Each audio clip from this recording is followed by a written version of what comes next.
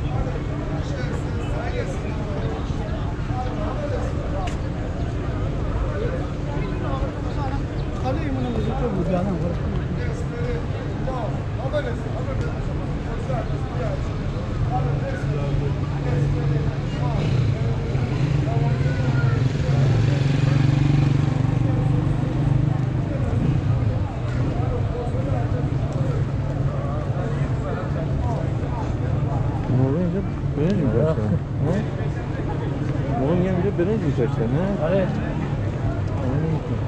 موقعی که چیز میشه برنج بسش تمام میشه برنج. آره. فروردین دوباره میکاره. حالا ترک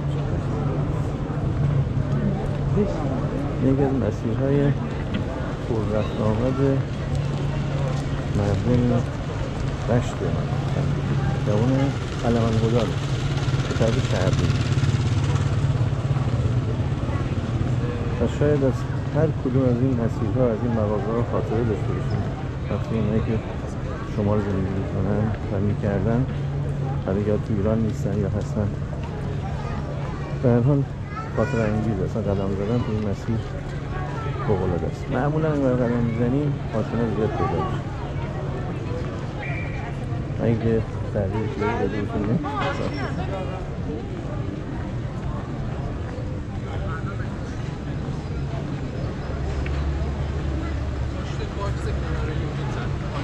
جالبه نه؟ یه سری چیزا رو اینجا زدن، مثلا اتاری دادخواه در سالهای دور بازگشایی شده، مثلا سال 1307 اتاری دادخواه بگیریم تبدیل جاهایی که مثل مغازه هایی که از قبل بود و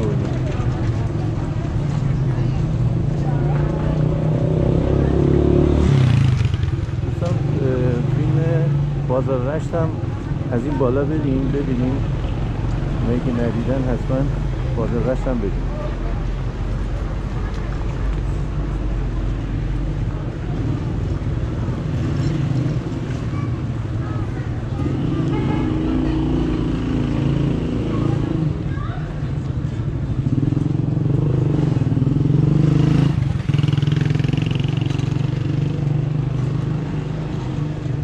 فکر کنم 7-8 سال باشه دیگه این المانا رو گذاشتن و این فضا رو درست کردن.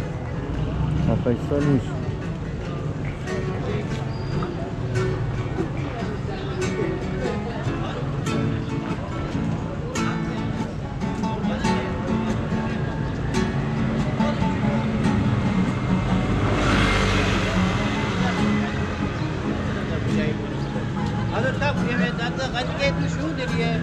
نه فرمودم دو گونه داوده کنه این این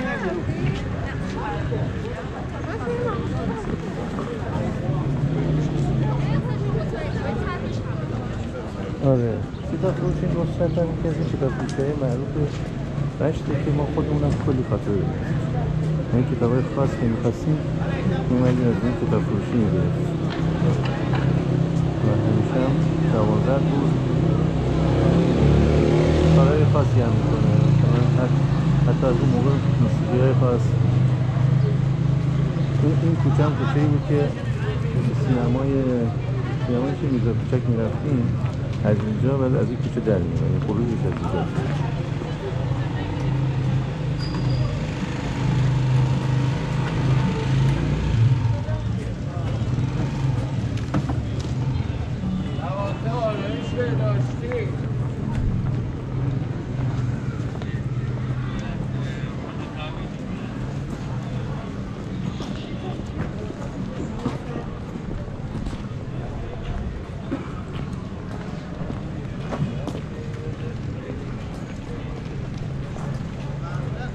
خب اینم سینما میرزا کوچکه که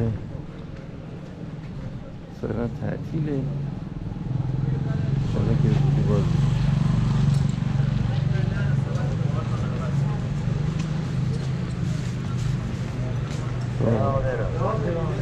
سلام علیکم. سلام علیکم. آقا این هم چیزه قدیمی اخته است که میپوشن. اخته است دیگه؟ بله بله. یکم برم. سرشمزو خوشمزو. دست شما دارم؟ بله. اوه. سینما دوست و شما سینما هم کار میکردین؟ بله. آها. معلومه. بله. چند سال؟ تقریبا یه 15-16 سالی کار کردیم. 15-16 سال. تو سینمای آسیا بود الان چیه؟ الان میرزا کوچک. اسمای قدیمی رو میگن. بله. خدا قوت. قربان شما. قربان خب این هم یه سینمای دیگه است. سفید رود. سینمای سفید رود هم این بازه؟ تعطیله. سفید رود هم تعطیل. حالا پاساژ شد و سالن هم داشته ولی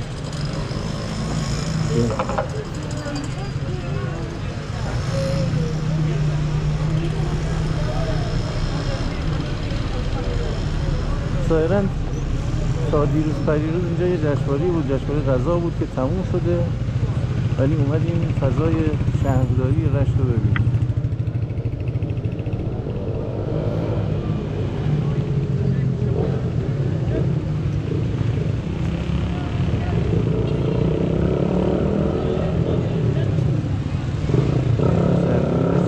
من به نظرم خیلی قشنگ شده. خیلی ها دوستان معترضن از اینکه شهرداری به این شکل در اومده و پیاده رو شده بیشتر دیگه ماشین راه نمیدن و من به نظرم کار خوب کردن. خودم لذت میبرم از این فضایی که ایجاد شده. رشت خاصی نداشته مردم بتونن استفاده کنن. یعنی الان در واقع توی آوردن افکار مختلف مردم بیان قدم بزنن برای خودشون. آره یه پاریس کوچولو شده باید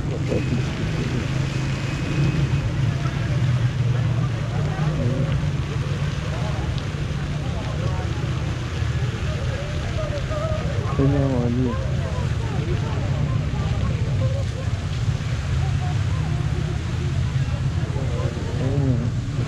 بریم تا اون مجسمه رو ببینیم. آره ماشال که اول تماشاخانه ایران بوده. اولین تماشاخانه ایران. این شهرداری البته خب معماریش معماری ظاهراً روسیه، درسته؟ من چند تا از این فیلم‌های فرانسوی هم دیدم یا ایتالیایی شبیه اینا. خیلی شبیه این بود. آره. خیابونا خیلی شبیه اینا. فرانسه هم خیابون تو میلان دیدم شبیه این بود. آره.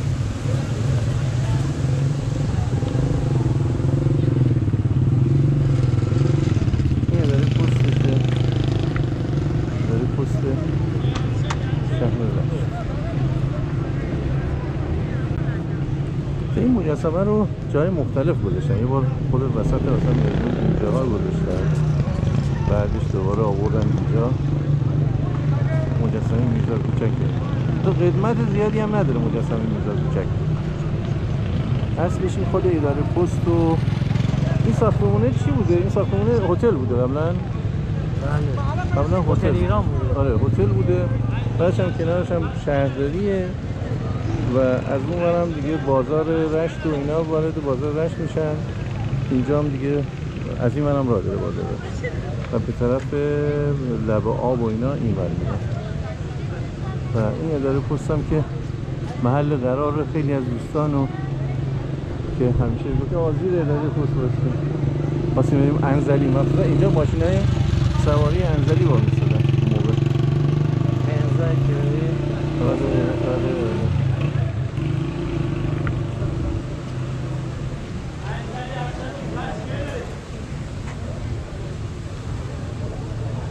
یه چیزی هم که بهتون بگم این که رشت شهر خلاق یعنی خوراک یا خوراک شناسی نامگذاری شده و جالب عضو شبکه شهرهای خلاق یونسکو هم هست. خب اینجا هم دارن فستیوال خوراک رشت و سفره یلده‌ای سلطه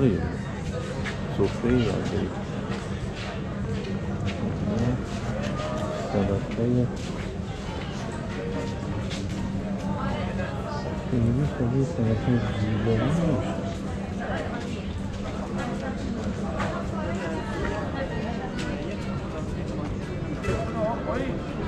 نمیشه.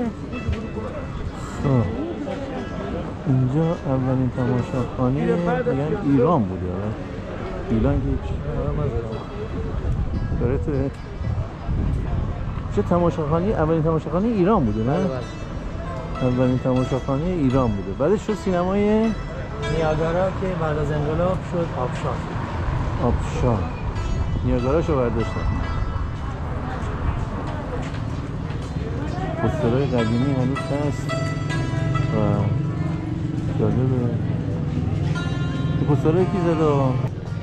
من خود زدی؟ چطور تو تمام سینما دفعه تصرف داشتیم؟ به چیکار این شهرداری می‌خواست یه حرکتی بزنه. به من گفت که فایلاشو اگر به ما بدیم ما به شکل بنر چاپ می‌کنیم که باید زیباسازی. خب این فایلا رو از کتابم بهشون دادم. اینا چاپ کردن. البته رنگ‌روش رفته. بعدم یکی دو نفر اومدن اینو باز کردن. از روی اون فیلم کیارستمی دوست از این فیلم‌های عجل حفظ دادن برای از دیگه از کجا آمد. این فیلم کوتاه هستن. ارتباطات داشتن آورده عکسش رو زدن روی این فیلم‌ها. رفتم تو فاز تاریخ سینما. منم واسه همین نمی‌خواستم. برای این خیابون سعدیه درسته؟ این خیابون سعدیه. آره این خیابون سعدیه که بریم اون برا هم ببینیم. اینجا هم قشنگه. اینجا هم فضای قشنگی داره. الان کبوترها و یه سری مجسمه اینا هم ساختن. مجسمه آقای دروی هم آقای هست و که خدا رحمتش کنه ریگان فوت کردن. ولی قشنگ شده نظر من. غروب زیبایی داره. غروب خیلی جمعیت میاد. زیباییش به جمعیته. آره اصلا در کل زندگی زیباییش به آدم هست، به ارتباطات و به جمعیت. وقتی خالی باشی که هیچ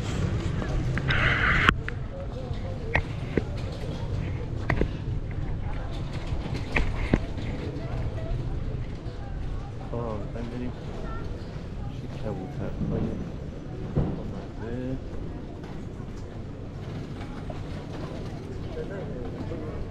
خب اینم مجسمه آقای درویه که در عکاسه ایرانی.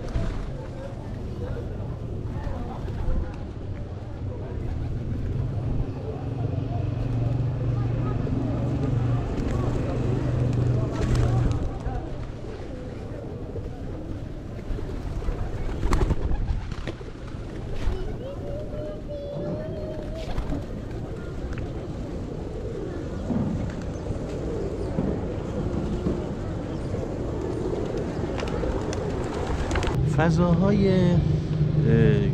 رشت فضاهای خاطره انگیزیه. حالا برای هر شهری احتمال داره این اتفاق افتاده باشه و بیفته و هر کسی از شهر خودش یه خاطره خاطره‌ای داشته باشیم. دوستانی که خاطره دارن از شهر رشت برام بنویسن، زیر همین پست کامنت کنید و دوستانی که دنبال نمی کنن منو دنبال کنن، سابسکرایب کنن و زنگوله رو بزنن که فیلم های جدید گذاشتم تشریف بیاریم فیلم های جدیدم رو ببینیم، به دیگران رو معرفی کنید. خوبه.